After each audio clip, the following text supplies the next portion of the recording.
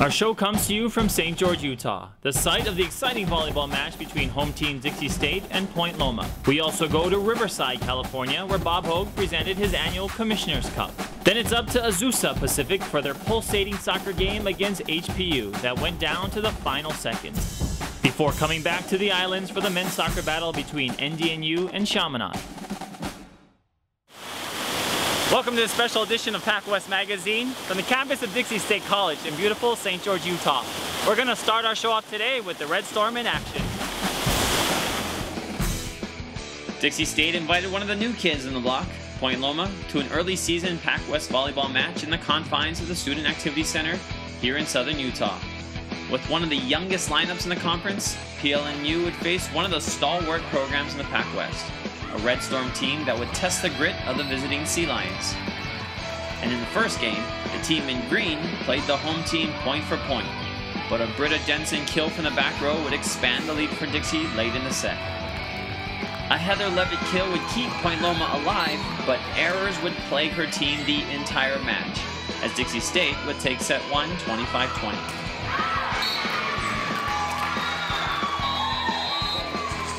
Game 2 would be another close battle from the start, with the Sea Lions weathering the Red Storm behind the power of Delaney McCraney, with a spike on this point that nearly took out our camera. Dixie would counter again behind Jensen and outside hitter Shannon Young, who sent shockwaves through the old gym all afternoon with her court-shaking slams.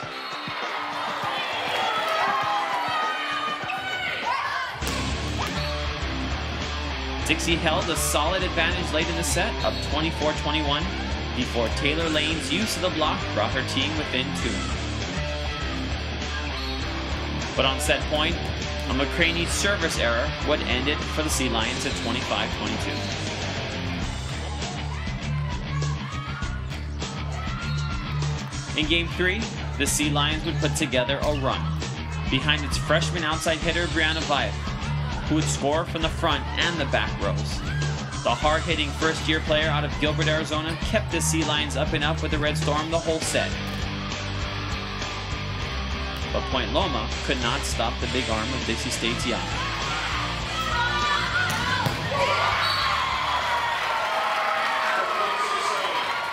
A Kristen Haywood kill on the mishandled ball would tie the game at 22, but Kelly LeClaire's kill would seize the momentum for Point Loma, who got a big kill from McCraney on set point to take Game 3.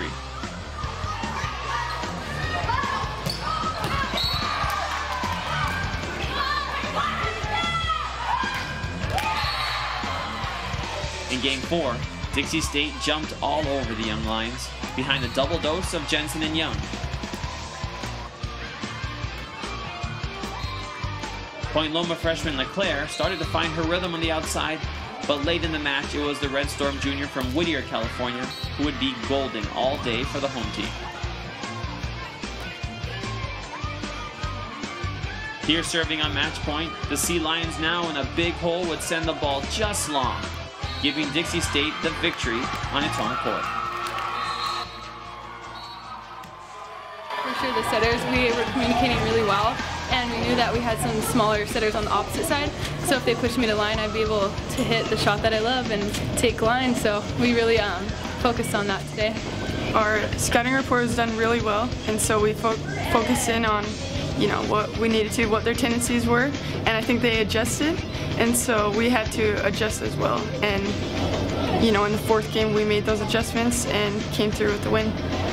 I think it was a great game for us to come back from our match yesterday where we lost, and so we really focused in on, you know, minimizing our errors and keeping the control and just working as a team, and I think that came through tonight, so it was a really fun match. It's very good competition. We have a lot of new schools, and so we get to see a lot of different players and travel to California more, where I'm from, and like I said, it's just good competition, and we get to see a lot of teams and be competitive, and it's fun.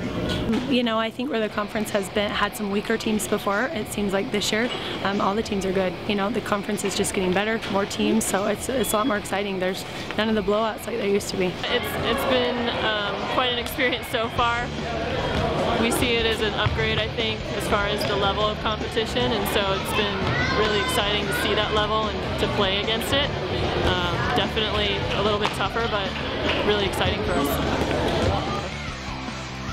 Point Loma and Dixie State, just two of the great teams in the most competitive season ever in the PacWest.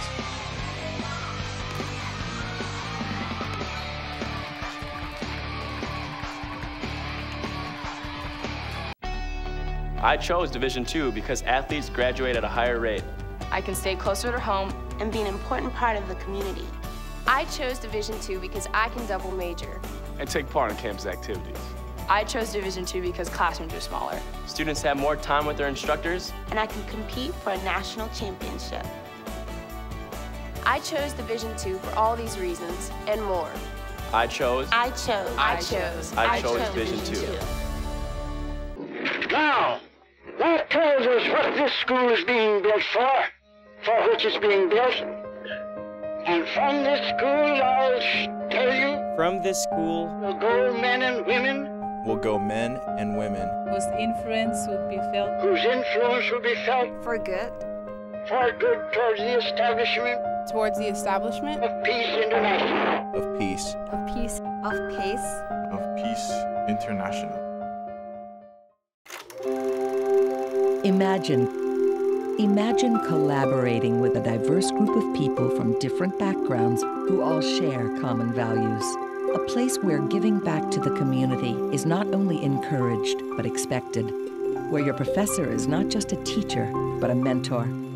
Imagine a place where individual leadership is prized. Imagine Chaminade University.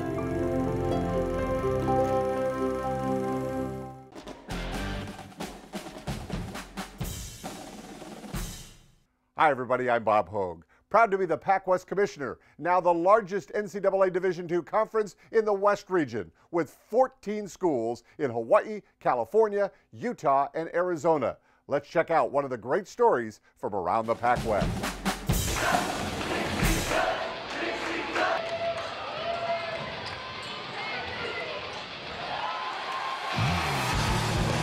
If California Baptist proved one thing last year, it was that the new kids on the block can make a big difference. Playing in just their first season in the PacWest, the Lancers earned a record 6 conference titles in 2011-12, winning or sharing conference crowns in men's and women's soccer, men's and women's cross country, plus baseball and softball. It was indeed an amazing team and school performance by the Lancers as they literally ran away from the field to win the PacWest Commissioner's Cup, the first mainland school to do so in the 5-year history of the Cup. Previous winners of the Commissioner's Cup had all come from the islands, starting with Hawaii Hilo, followed by BYU Hawaii, then Hawaii Pacific twice, before CBU took home the prize this past year. Well, it's just been such a joy to join the PacWest and to have our student athletes and coaches and the whole campus community step up and to be able to hoist this trophy after the first year of involvement is just outstanding.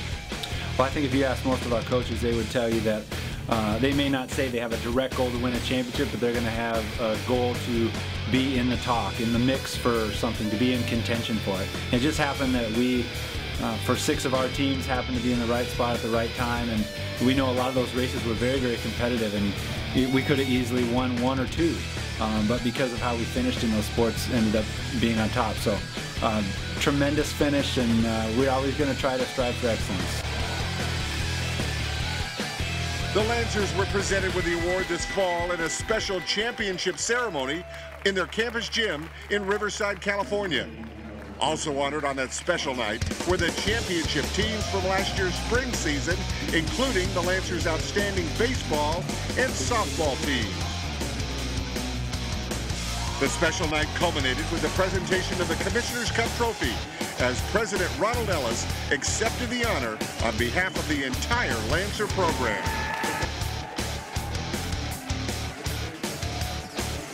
That's exactly right. We try to have an athletic program that pursues excellence across the board. And I think that's evidenced by 6 teams winning the championships in a very tough conference. there's a lot of people that can take credit for this. So tonight we're celebrating with our compliance committee, with our administration, our head coaches, so many, obviously our student athletes. So a lot of people had a share in doing this. It was a night to remember for CBU sports fans as they look back on 2011-12. But the Lancers and their fans showed that they're not done yet competing for this prestigious award. All of their teams are off to great starts again this year, making the race for the 2012-13 Commissioner's Cup already the talk of the town in Riverside and all around the PacWest.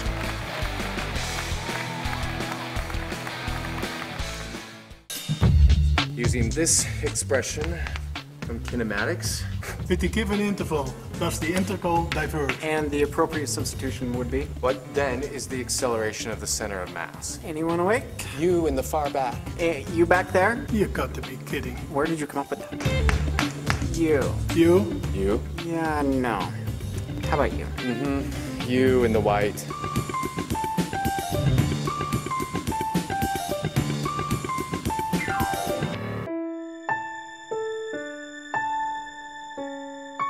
Not just a job search, a journey. Not just a call to arms, a calling. Not just a paycheck, a path. We're all here for a purpose. Find yours at Grand Canyon University.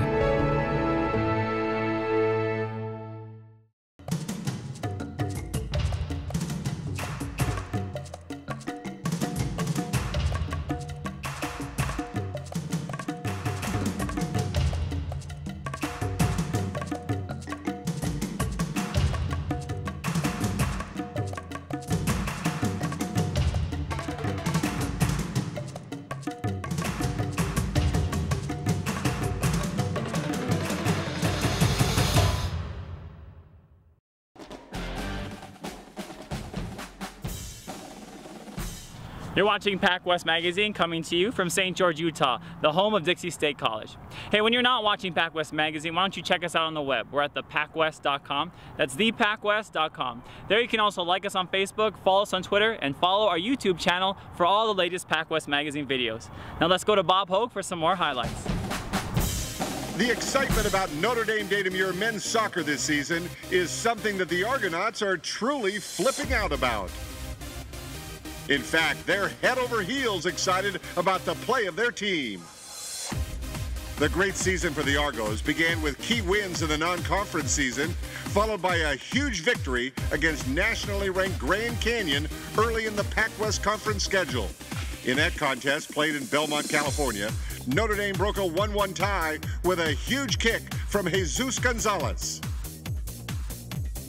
Later, Gonzalez converted a penalty kick for his second goal of the game, and the Argos enjoyed a monster 3-1 victory over the Antelopes. A few days later, they were still talking about the victory and the great start to their season. Well, usually I don't shoot very often in the games, but I got a great assist from Tyler. He set me up for a good shot, and I was fortunate to get a good strike in the ball, and it's a pretty great goal. I was very excited. It was a great test for us as far as the remainder of the season. Very physical game. They're very well coached, and we were just able to, find a way to win and execute the game plan. It was a big win for the program, big win for the conference as well. Our first games were kind of hard, but then now that we kind of know each other, we know how we play. We've been doing pretty good actually so far. I feel like this year compared to the past few years, everyone works super hard and we're a lot more physical than we have been in the past. So it's helped us a lot, and we're technical as well as physical, so that's a good bonus. We've kind of taken a little bit of a different mindset. In the past we've played just total soccer, total football if you would, and now we've kind of implemented to play a little more maybe direct, a little more physical, where in the past our teams have been more finesse and more technical. And we've switched it up a little bit tactically as well. After several big wins at home, the Argos then went on a tough 4-game road trip to Southern California and Hawaii, where they would pick up 2 important wins against a loss and a tie. A pivotal win in the islands came at Chaminade, where the Argos ran into a vastly improved Silver Sword team that rallied to tie the morning match at 1-1 early in the second half. With the drama mounting and the pressure on the visitors, the Argos finally got the game winner from Armando Garcia, his second goal of the match, and enough to eventually lead Notre Dame de Namur to a hard-fought 2-1 victory. I mean, it's tough. There's the beach. There's different variables, I'll say, that affect us traveling. The game after 1 day rest in between, and it's hard, but it's just part of the conference, and you have to deal with it. You have to take it how it comes. We just have probably the toughest conference on the West Coast, so it's a challenge this year, definitely. Even when you play teams at the top of the table, teams at the bottom, teams in the middle, it's just very competitive throughout the whole league, and so you have to come out every game and try to play your best, because or else you won't be good. As the season moved along, the Argos stayed right near the top of the PacWest standings, with their outstanding play also putting them into the hunt for an NCAA tournament berth. All season long, Notre Dame de Namur's men's soccer team was worth doing somersaults about in the PacWest.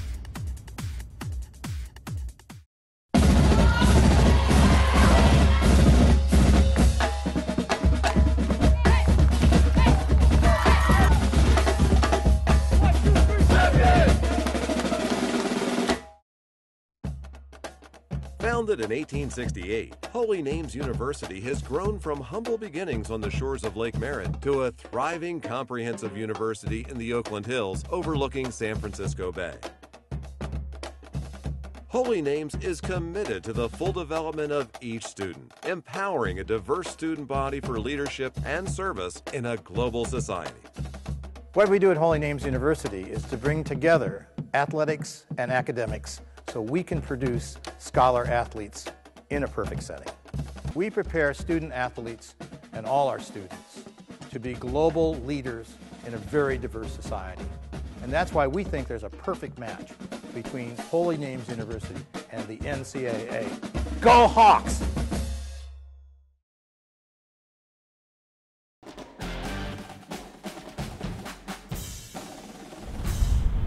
Welcome back to PacWest Magazine from St. George, Utah.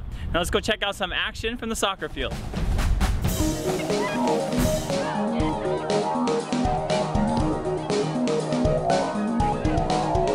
Hawaii Pacific University took to the road looking to welcome Azusa Pacific to NCAA Division II with a victory over the Cougars in conference play. But even though this is only the Cougars' first year in the PacWest, the mantra remains the same. You gotta win in the Golden State to get a shot at the championship. And the Sea Warriors would have their hands full in this one. In the 2012 edition of PacWest Soccer, fans have been treated to several high-scoring games with tired goalkeepers having to endure flurries of on-goal shot attempts this season, paired with aggressive defense away from the goal. And this game would be much of the same. On this night, it was HPU that made the first statement, when Megan Fuller's ball got past Michelle Whelan in the game's 7th minute, putting the Sea Warriors up early. But Fuller's goal off the Sonoy Souza assist would be all the scoring HPU would get in regulation. And maybe all that they would even need. Because that's when the Kiana Kaivi show started. Kaivi, the HPU goalkeeper in double zeros, masterfully deflected shot after shot on goal, preserving her team's lead deep into the game, finishing the match with an astounding 9 saves. On the other end of the field, Whelan had 4 saves of her own, but it was the one that got away early in the match that looked ever so costly as the minutes ticked away. But on this cool night in Azusa, in a game played under the lights, it was senior Heidi Wishy that shined the brightest. Off the pass from Shannon Rigetti, Wishy used her head to hurry the ball right past Kaivi in the literal final minute of regulation, erupting the home crowd and her teammates in celebration.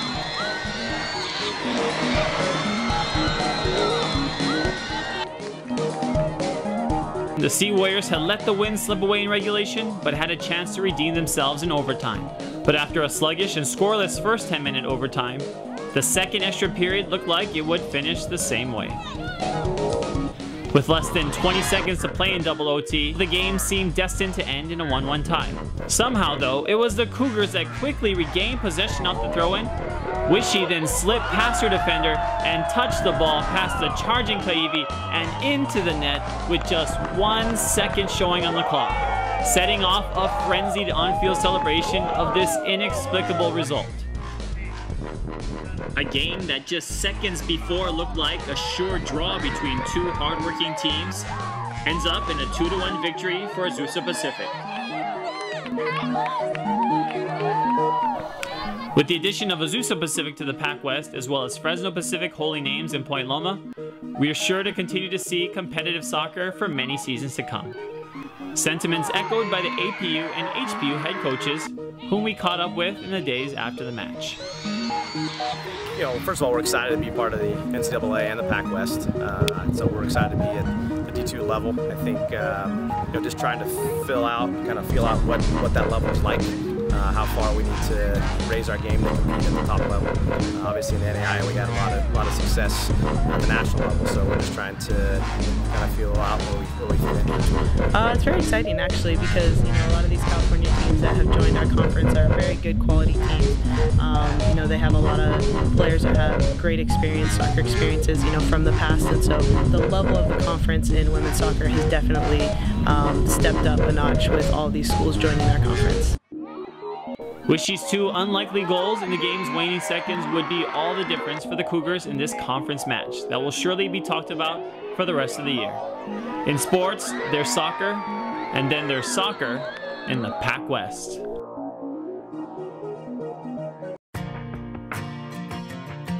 We exist in a place rich with promise,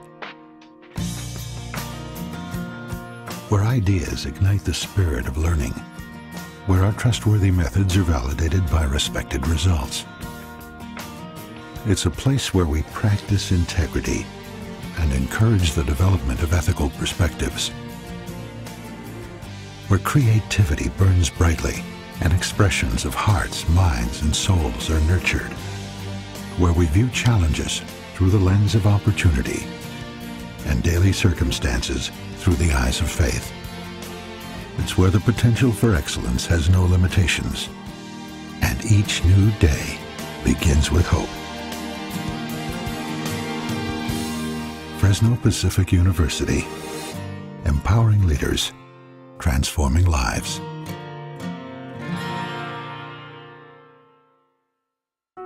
It doesn't look like your average university, because it isn't.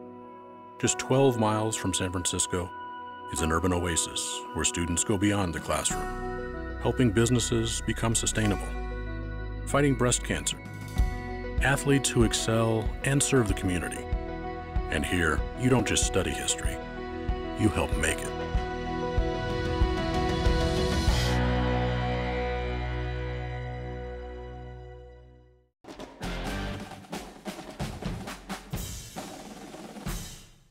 I'm PacWest Commissioner Bob Hogue, here outside the Golden Gate Bridge in San Francisco. This is an incredible city with so much excitement. No wonder the folks at Academy of Art University are so thrilled to be here.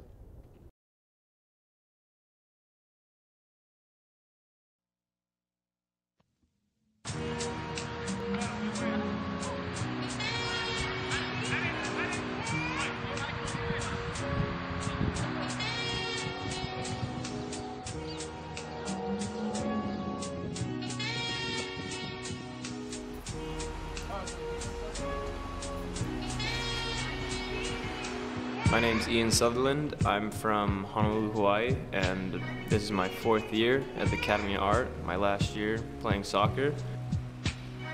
Living in San Francisco for the past 4 years it's definitely opened my eyes. Coming to Academy of Art, you're focused in your major. I don't have to study an excessive amount of other things that I don't have no interest in and that I may not use the rest of my life.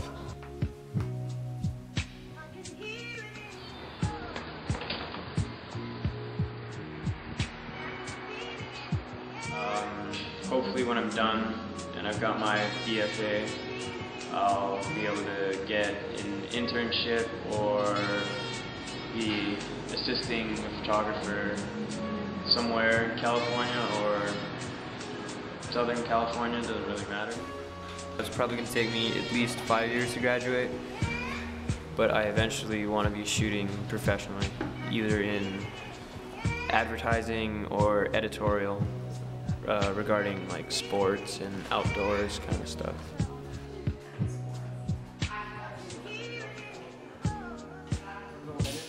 To like expose one, because they were all different. I was like, I couldn't remember what order I took it in. An average day during season is get up 7 o'clock if I have just regular practice. We're doing hills before practice. I gotta get up 6:30, 6 o'clock. I gotta eat something real quick before practice, and then practice, and then half an hour bus ride back. Maybe a little bit longer if there's traffic, if not. From there we get back around 11, and if I've got a 12 o'clock class, I've got to run home, eat, shower, and get to class as quick as possible.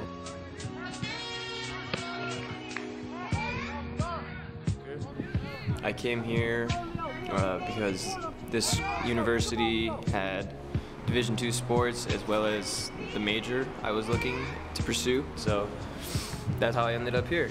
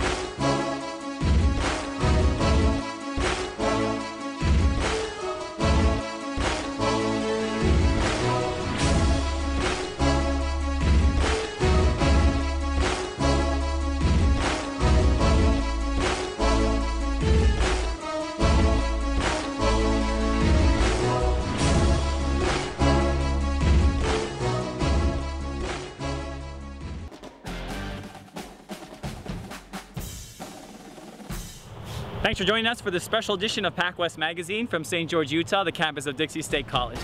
For Bob Hogue, Tom DiCamillo, and Jane Teixeira, I'm Wayne Coito. We'll see you next time on PacWest Magazine.